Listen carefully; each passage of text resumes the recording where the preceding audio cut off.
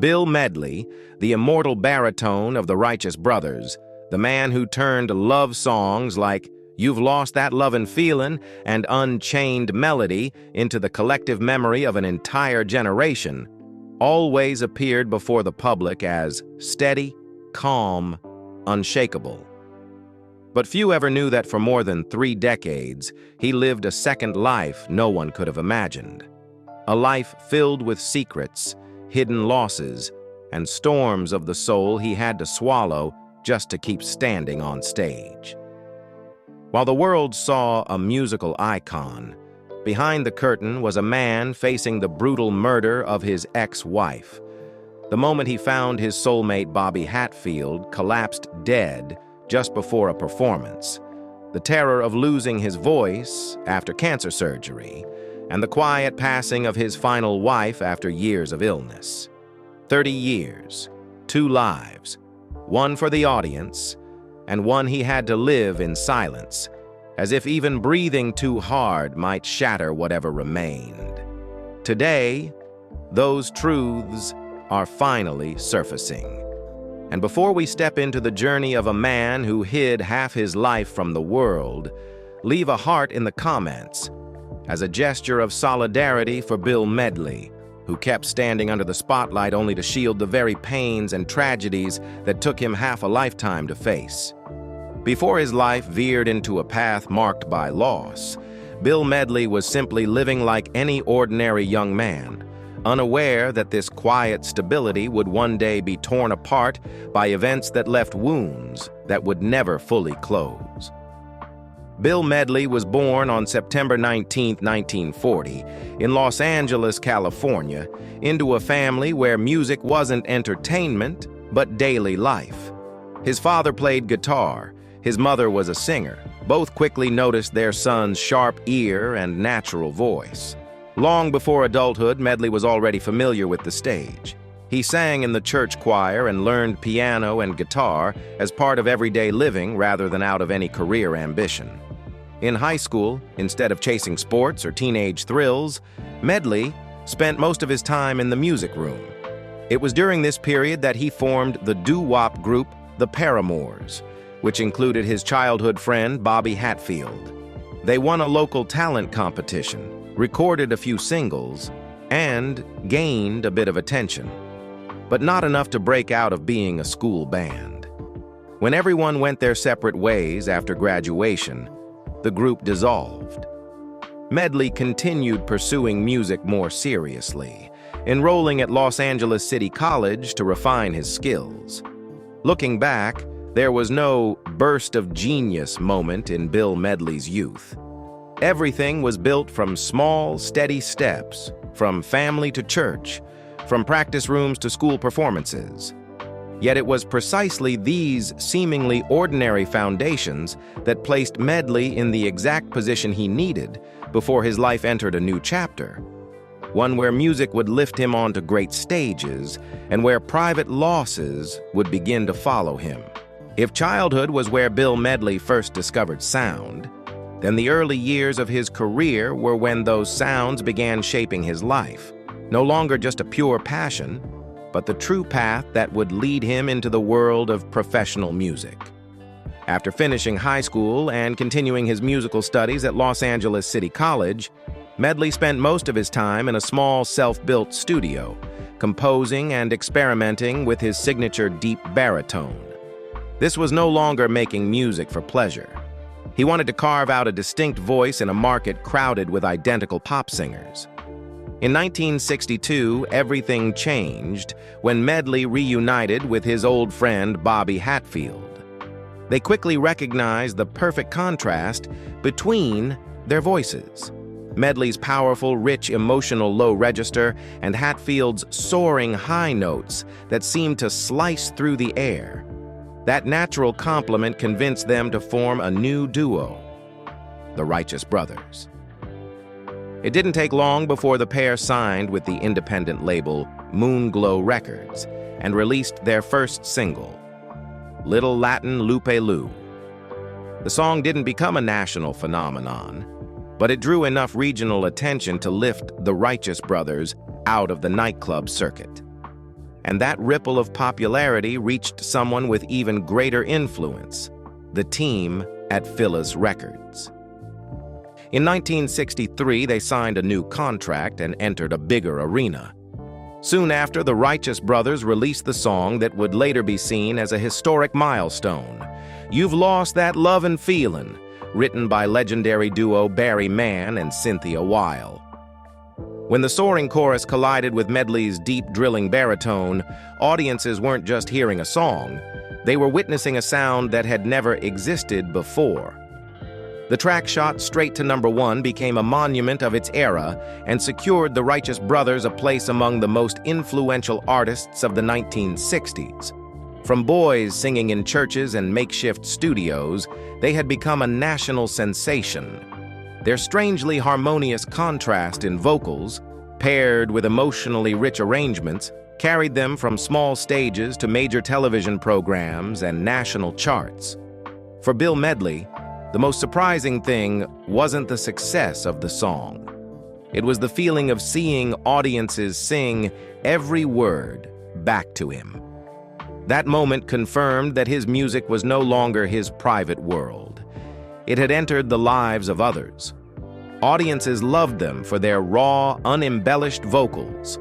Medley and Hatfield focused on just one goal: making each new song better than the last. At that time, no one thought any further ahead. Everything was simply about the music, and the road ahead seemed as clear as the high notes they were hitting. When the Righteous Brothers began to sing, America immediately recognized a kind of music it had never truly heard before, a soul sound that did not come from the black community, but from two white men who sang with their hearts more than with technique. The perfect opposition between Bill Medley's deep, resonant baritone and Bobby Hatfield's soaring high tenor created a sound so new that audiences couldn't even categorize it. They simply called it blue-eyed soul. After the explosive success of You've Lost That Lovin Feelin, the Righteous Brothers didn't stop at being a phenomenon. They expanded their influence with a string of hits such as Unchained Melody, Ebb Tide, and Soul and Inspiration, songs that became defining anthems of the 1960s. On stage, they needed no elaborate choreography or flashy staging. With just a look, a phrasing choice, or the way they released emotion into a line, they turned every performance into a lesson in how a song could shift the entire mood of a room. It was no surprise that they became one of the most sought-after live acts of the era. But Medley was not only a singer, he was a songwriter and producer with a distinct signature. He co-wrote Little Latin Lupe Lu and Soul and Inspiration, and composed for other artists, including Brown-Eyed Woman for the Grateful Dead and Rock and Roll Heaven, a major hit later performed by the Righteous Brothers themselves, becoming a timeless tribute to artists who had passed away. In 1968, when the Righteous Brothers first disbanded, Medley launched his solo career. His debut album, 100%, was released in 1972, with the single Peace Brother Peace gaining notable attention. He continued to record and tour throughout the 1970s, though he never reached the same level of visibility he had with Hatfield, a reality that underscored one thing. Sometimes success lies in the chemistry of the right people at the right moment with the right voices. In 1981, fate called the duo back together. Medley and Hatfield reunited to record the Righteous Brothers' greatest hits, featuring re-recorded classics and new arrangements. The album became a major success, and they returned to an intense touring schedule, proof that the audience had never left them. They had simply been waiting for their return. But the moment that truly etched Bill Medley's name into film history came outside the realm of rock soul. When he duetted with Jennifer Warnes on The Time of My Life for the 1987 film Dirty Dancing, no one anticipated that the song would win the Oscar for Best Original Song, earn a Grammy, and become one of the most beloved soundtrack hits of all time.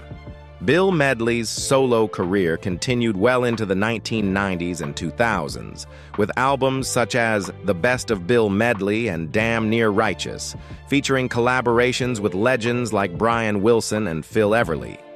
In 2003, he was officially inducted into the Rock and Roll Hall of Fame as a member of the Righteous Brothers, a recognition that honored not only their hit songs, but also the musical impact he and Hatfield left behind. Bill Medley didn't just become the voice of a generation. He became proof that music doesn't need to be loud to reach people. His husky, steady baritone and his ability to channel emotion directly from the heart made him one of the rare artists who could stand at the crossroads of pop, soul, and rock without losing his identity. Remarkably, his career didn't remain confined to music. Medley also ventured into other areas, making occasional on-screen appearances, usually as himself, often tied to musical performances within the storylines. His first film role came in the 1965 beach party comedy Beach Ball, in which Medley and fellow Righteous brother Bobby Hatfield appeared as themselves, performing songs as part of a subplot involving a band's summer tour. In 1990, Medley made a guest appearance as himself on NBC's sitcom Cheers in the final 2 episodes of Season 8, Finally, Part 1 and Finally, Part 2. In the story, he performs Unchained Melody at the bar as a dedication to the characters Rebecca Howe and her lover Robin Colcord, adding a romantic flourish to the show's emotional season finale. Next, Medley appeared in the 1991 action thriller The Last Boy Scout, once again playing himself in a cameo during the film's opening football game sequence, where he performs the original song "Friday Night's a Great Night for Football" to accentuate the sports-driven theme of the plot. Although Medley's famous solo hit "I've Had the Time of My Life" became inseparable from the 1987 film Dirty Dancing, serving as the movie's climactic soundtrack moment, he did not appear on screen in the production. Moving into the early 2000s, Medley continued to release new work. In 2014, Bill Medley published his autobiography, The Time of My Life, a Righteous Brothers memoir, co-written with Mike Marino and featuring a foreword by Billy Joel. Released in hardcover by Da Capo Press on April 15th, the book recounts Medley's early years in Orange County, California, the formation of the Righteous Brothers with Bobby Hatfield in 1963, and their breakthrough hits like You've Lost That Lovin Feelin and Unchained Melody. It also covers key milestones of his solo career, including his 1987 duet, The Time of My Life, with Jennifer Warnes from the Dirty Dancing soundtrack, as well as touring with artists like the Beatles and the Rolling Stones. Beyond his professional achievements, the memoir also delves into Medley's personal trials, including the 1971 murder of his ex-wife, Karen Klaas, an event that profoundly shaped his life and led him to recommit himself to faith and family. Medley reflects on the darker side of fame in the rock world, Hatfield's death in 2003, and his own vocal struggles and recovery that followed, offering candid insights into resilience in the face of tragedy. A paperback edition was released in 2015. The publication humanized Medley's public image by revealing the emotional depth behind his music and life events, portraying him as an introspective figure who transformed personal loss into artistic and spiritual growth, as noted in contemporary reviews. No further major works or contributions to music literature by Medley have been recorded. If only life were made of gentle moments. But it wasn't. Behind the stage lights, behind the songs that became part of the world's musical legacy, Bill Medley was forced to confront a blow no human being ever imagines facing: the death of the woman who had once been his entire youth. In January 1976, Bill Medley was in Lake Arrowhead, California, with his 10-year-old son when he received the phone call that would steer his life onto a road from which he would never return. The voice on the line said that his ex-wife, Karen Klaas, was in the hospital, unconscious, and she would never wake up again. Medley later recalled that when he stood before Karen's motionless body, he was no longer a star in front of thousands, but a desperate man whispering to the past he wished he could hold on to. "Come on, honey. The kids need you. We all need you." But pleading didn't save anyone. Karen, 32 years old, mother of two, had been found in her Hermosa Beach home, brutally beaten, raped, and strangled with her own pantyhose. She remained in a coma for 5 days before she died, leaving behind an emptiness no concert of Bill's could ever fill. What made it even more tragic was that Karen wasn't just someone from his past. They had been classmates at Santa Ana High School, gone to the same church, and Medley fell in love the night he saw her smiling in the audience during a performance, instantly knowing he had met the right person. In 1964, they married, had a son, Darren, later changed to Darren, and though they divorced in 1970, they never left each other's lives. Medley always saw Karen as a friend, a rare kind of decency that remained even after love changed its shape. After their divorce, Karen remarried and welcomed her second son, Damien. Her life seemed to be turning a new page, until that fateful day. When told she had died, Medley described the sensation as falling into a bad movie he couldn't turn off. "I couldn't believe I was looking at Karen's coffin. She was so beautiful, so full of life. How am I supposed to get out of this terrible movie?" The shock tore his heart apart.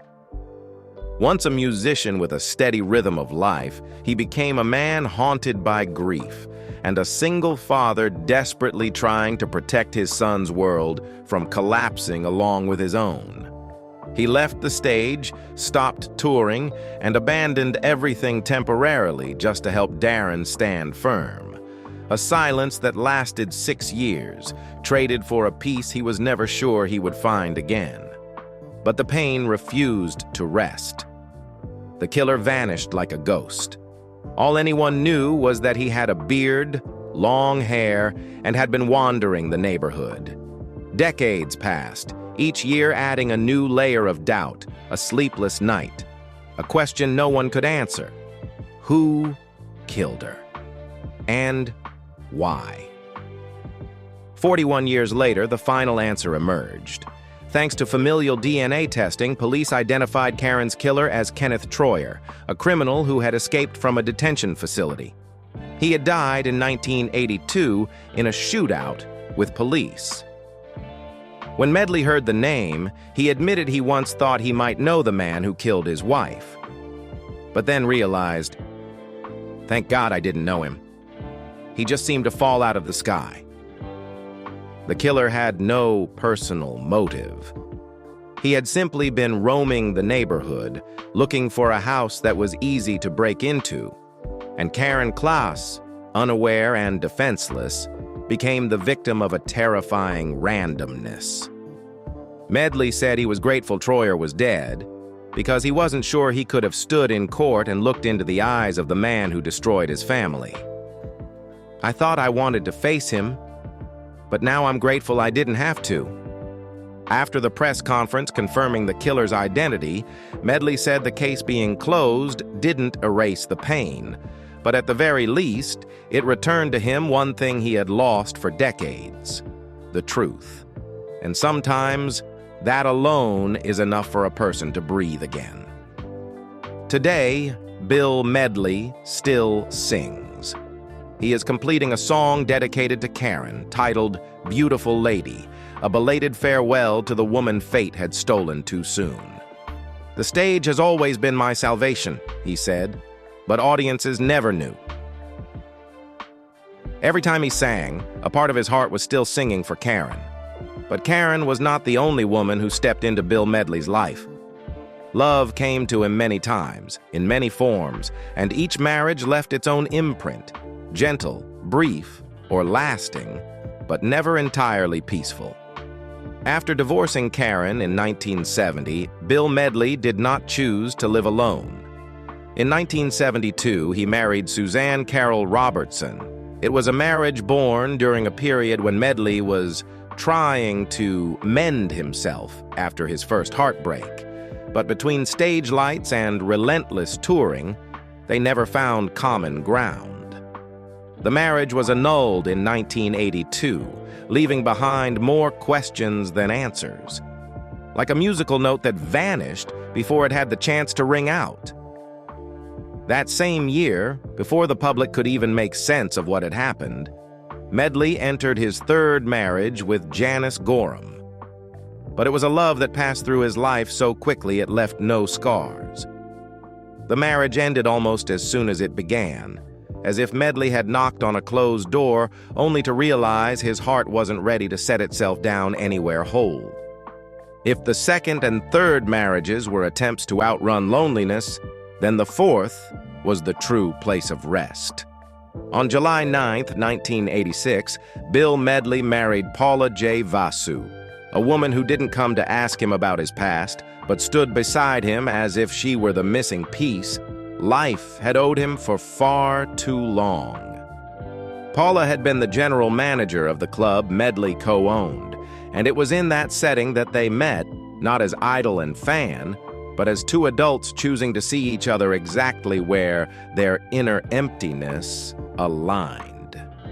Paula never tried to erase Karen's presence. She simply chose to love a man who carried a wound, and that love was so steady that 3 decades of marriage passed without noise, without scandal, built only on patience and respect. Together they had a daughter, McKenna Medley, born in 1990, who inherited not only her father's voice, but also his ability to hold her ground on stage. McKenna began singing at age 4, duetted with her father at 6, and by 2006 had become the opening act for the Righteous Brothers, both an heir to the legacy and a bridge between the family's past and present. As for his eldest son, Darren, the child who lost his mother to tragedy, he grew up and entered music like his father, becoming the lead singer for Paul Revere and the Raiders, before eventually pivoting to telecommunications, where he built a stable career and a family of his own, making Bill a grandfather and then a great-grandfather. Darren never stood on stage with his father, yet he remained close, living only a few dozen miles away, as if even that distance symbolized a peace regained. A life no longer requiring constant proximity to stay connected. The Medley family, in a way, resembled Bill's music, imperfect, uneven, yet always holding on to a reason to keep going. Paula was the one woman who stayed long enough to love him deeply, understand him fully, and she was also the one who left in his arms. In 2020, she passed away from complications of Parkinson's disease, placing Bill Medley once again before a familiar emptiness. But this time, it wasn't violence that stole the woman he loved. It was time. Some say Bill Medley has been unlucky in love. But looking at his life, perhaps it's more accurate to say this. He was a man who loved with everything he had, and life repaid him by taking away every woman whose presence had made his music so achingly beautiful. One would think that losing Karen was the greatest pain a life could hold. Yet fate seemed indifferent to the limits of Bill Medley's endurance. Tragedy did not stop at one door slammed shut. It kept returning again and again, as if testing whether that heart would ever stop beating from sorrow. In 2003, just as Bill Medley was beginning to regain a sense of balance, he was confronted with another loss. Bobby Hatfield, his artistic soulmate, the man who had sung beside him for decades, the other half of the Righteous Brothers, died suddenly at age 63 from acute cocaine intoxication. It was Medley himself who found Hatfield unconscious in a hotel room while they were on tour. He later said the feeling was no different from losing half a soul, like an elderly married couple suddenly reduced to one person standing alone in an empty house. After that death, Bill Medley could no longer bring himself to sing. He went silent for a long time, not because he lacked songs, but because he didn't know who to sing with anymore. Audiences only saw him step away from the stage, but no one heard the breaking inside. Losing Karen had torn apart his personal life. Losing Hatfield shattered his artistic one, two blows to two halves of the same heart, making everything seem as though it might end there. But life has never cared for predictability. In 2020, Bill Medley stepped into a new battle, not with memories, but with his own body. He was diagnosed with throat cancer and had to undergo surgery to remove a malignant tumor. For most people, illness is fear. For a singer, it is a death sentence on identity. Medley said that even thinking about losing his voice, the only thing he had ever truly owned since the day he left the church as a little boy, was enough to push him toward despair. The surgery was successful. His voice remained, but the price was months of panic, waking up every morning unsure if he would still be able to sing that day. He called the stage his medicine, and it wasn't poetic language. Every time he sang was proof to the world, and to himself, that he hadn't been defeated. But fate wasn't finished. While Bill Medley was still recovering in body and spirit on June 8, 2020, his wife, Paula Vasu, who had stood beside him for 35 years, died after 5 years of battling Parkinson's disease. Once again, the woman he loved slipped out of his life, leaving behind a silence no music could fill. Only weeks earlier, he had been lying on an operating table. Now he stood before another coffin, and this time, there was no song left to beg for her to stay. Some people live entire lives without knowing true pain. Bill Medley lived a life where every chapter was marked by loss. Yet the strange thing is, he still stood on stage, still sang, still let that husky baritone reach people. Perhaps because, to him, music wasn't just a profession, it was the only way to keep from collapsing. Private pain can stop a person in their tracks, but for Bill Medley, it never managed to break the musical path he had walked long before he even understood what fame was. And it was through the turmoil of his life that the public finally recognized this truth. Medley's legacy isn't just a collection of hit songs, but the emotional imprint he carved into popular music. His legacy isn't measured only by chart numbers, but by the way he and Bobby Hatfield breathed new life into soul music, creating the phenomenon known as blue-eyed soul, where white voices could make the world tremble as if hearing Marvin Gaye or Sam Cooke. From You've Lost That Lovin Feelin, the most played song in American radio history, to Unchained Melody, which became an eternal love theme, the Righteous Brothers transcended the idea of being just a musical duo. They became a barometer of emotion for entire generations. Many artists are beloved, but very few change the culture with a single sustained note. Bill Medley did that. His deep, resonant, warm baritone, stretching into the bottom of memory itself, made the songs he sang not just heard, but felt. Tracks like Soul and Inspiration, Ebb Tide, or The Time of My Life didn't stop at commercial success. They became the soundtrack of weddings, goodbyes, reunions, the moments when people are at their weakest, yet also their most honest. The Righteous Brothers' 2003 induction into the Rock and Roll Hall of Fame was merely a delayed affirmation of something everyone already knew. Bill Medley didn't create trends, he created standards. And despite enduring blows no one is ever prepared for, he continued to step onto the stage, not to relive the past, but to prove that some voices, like some wounds, never disappear. They simply remain quietly with time. His legacy lies not in what Bill Medley achieved, but in what people cannot forget when they speak his name. Old age is often a stopping point, but for Bill Medley, it feels more like the next chapter. After enduring losses no one should ever have to face, the brutal murder of his first wife, the sudden death of his musical soulmate Bobby Hatfield, and the passing of his final life partner Paula Vasu, many assumed he would withdraw from the stage to avoid confronting the memories. But Medley chose the opposite. As of 2025, at age 84, he still stands in front of the microphone as if it were the only place keeping him alive. In 2020, Medley underwent throat cancer surgery with the warning that he might lose his voice forever. Yet only weeks later, he was back performing. It wasn't to prove anything to the world. It was because he didn't know how to keep living if he couldn't sing.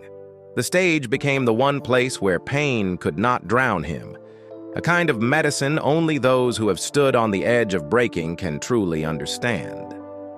By 2025, instead of clinging to past glory, Bill Medley did something no one expected. He stepped deeply into country music, a genre that had quietly lived inside him since his youth, but never had the chance to bloom until now. The result was straight from the heart. His first album in nearly 2 decades, marking not the return of a legend, but the voice of a man finally speaking truth about himself. The songs were not chosen with strategy, but with the lessons he had paid dearly to learn: illness, loss, time, and the questions that never find answers. He was not alone in the studio. Icons he once idolized, Michael McDonald, Vince Gill, Keb Mo, Sean Colvin, now stood beside him as collaborators, not to lift him up, but to help him tell the fragments of a life where music served both as explanation and survival. Tracks like Cryin' Time, These Days, or He Stopped Loving Her Today ceased to be songs. They became proof that a person can turn pain into sound if they are patient enough to rise after every fall. At this stage, Medley's career no longer chases relentless touring. He appears selectively, performing with Bucky Herd to preserve the soul of the Righteous Brothers exactly as it began. No spectacle, no introduction needed, just a voice powerful enough to silence an entire room. What astonishes audiences isn't that he is still singing, but how he sings, not with technique, but with what remains of a life fully lived, at an age where every breath carries weight. In 2025, Bill Medley continues to walk onto the stage as if there were never supposed to be an ending. And when that voice rises, people finally understand something that feels obvious, yet is easy to forget. He does not cling to the spotlight to be remembered. He is simply finishing the path music gave him from the beginning, a path that not even the cruelest tragedies could ever force him to abandon. Bill Medley never sought tragedy, but life placed it exactly where he could not escape it.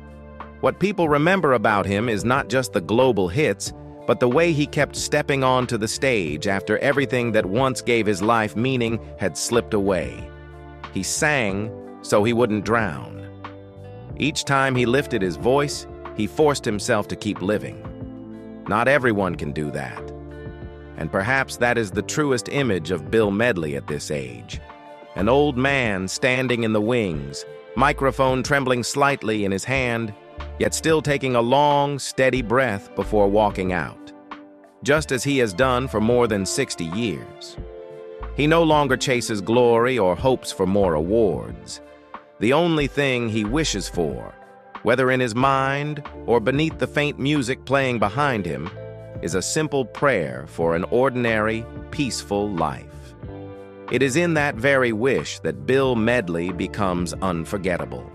His career was not built from happiness, but from understanding that he had to keep moving even when the only thing left was the next step. Now, each line he sings is both a gift to the audience and a farewell to those who once walked through his life but will never return. Before we close this story, take a moment for yourself. Hit like, leave a comment, share a heart or a song that carries your memory of Bill Medley. A quiet tribute to the man who turned private loss into the soundtrack of the world. May you also find your own song, no matter how many chapters or seasons life divides itself into. May each morning greet you with something to believe in, to cherish, to strive for. From Bill Medley's story, and from our channel to your home, we wish you and those you love strength, abundance, and closeness through every storm.